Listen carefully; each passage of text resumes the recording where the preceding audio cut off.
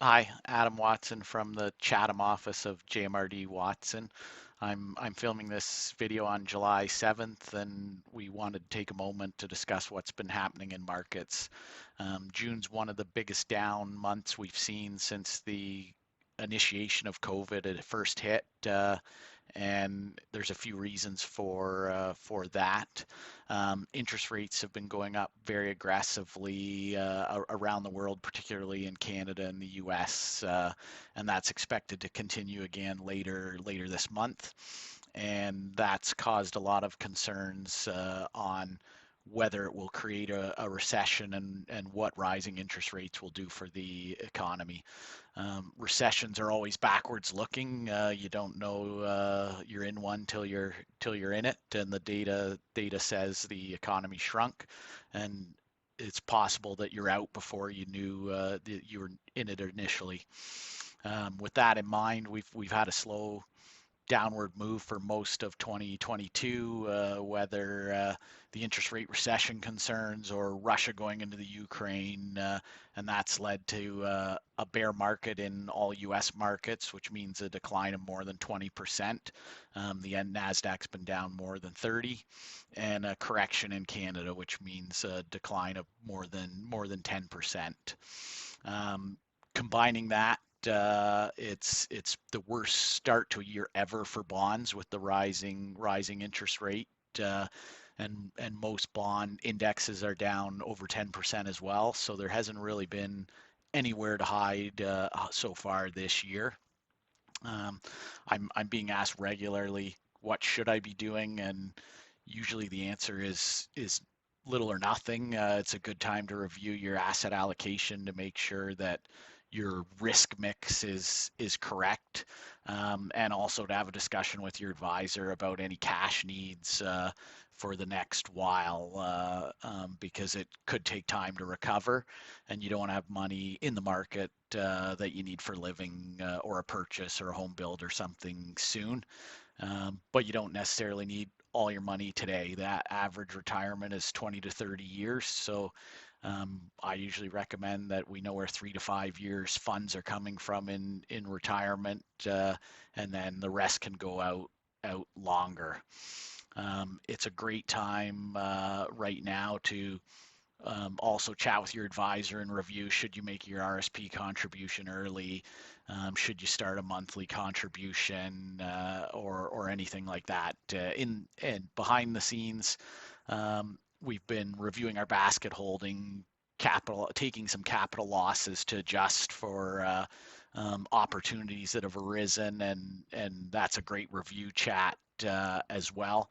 I know Adam Zapula in our Toronto office and myself had a call with our ETF team to go over and discuss what ETFs were out there in Canada where they had large holdings in certain positions that were down, to see if there was a pivot opportunity that we could take advantage of.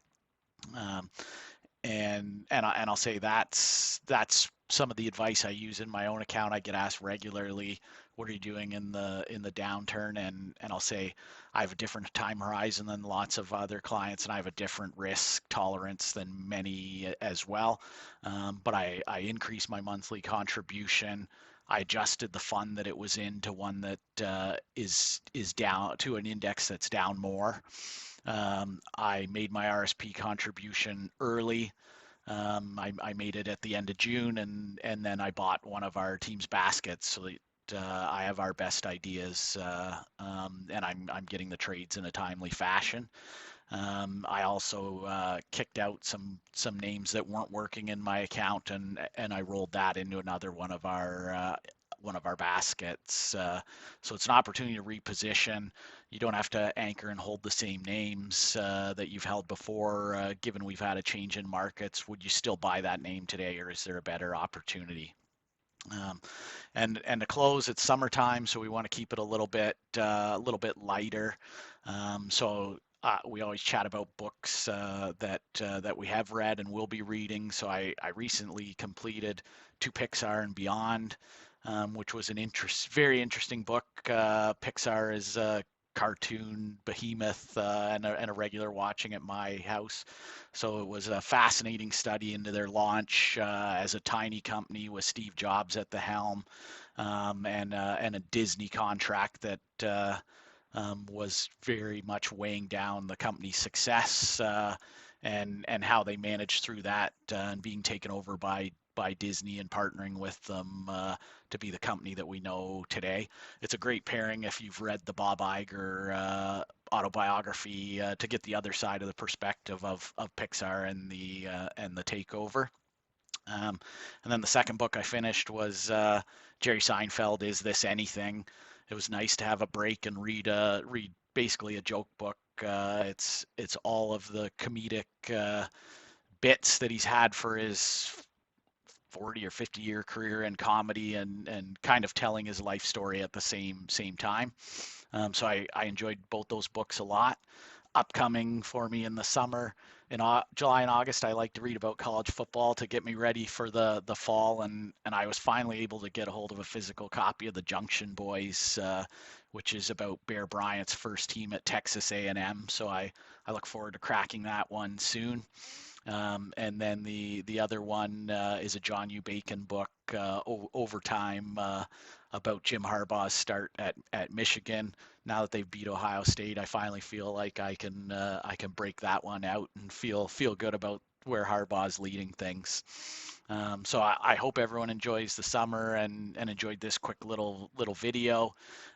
We're putting out lots of content on our Twitter, our LinkedIn, Facebook, YouTube, and the blog on our website. So if you haven't, make sure to like and follow all those sources to stay up to date, and keep reading the Weekly Market Observer. That's where the most up-to-date information on the team's thoughts comes out, and anything interesting we're reading in the markets.